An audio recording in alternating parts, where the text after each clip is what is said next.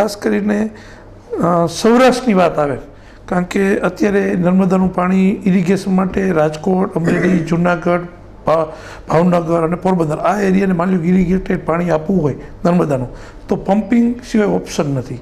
એટલે એક તો એ મને પૂછવાનું મન થાય કે આનાથી સૌરાષ્ટ્રને કેટલું એક તો ઇરિગેટેડ થઈ શકવાની શક્યતા છે, અને બીજી વસ્તુ કે ઇરિગેશન થશે તો એના માટે જે માની લો કે પાવરની જરૂર પડે, તો પાવર પણ કેટલોમાં જનરેટ થવાની તમારી દ્રષ્ટિએ શક્યતા છે? આપણે આ જે કલ્પસર બનાવે છે એના વર્ટિકલ 2 ભાગ કરવાના છે. જમણી બાજુનો ભાગ છે ને એ મીઠા પાણીનો રહેશે, અને ડાબી બાજુનો 1/3 ભાગ છે એમાં ખારી પાણી રહેશે. એ ખારું પાણી રોજ 2 વાર ચડશે અને 2 વાર ઉતરશે.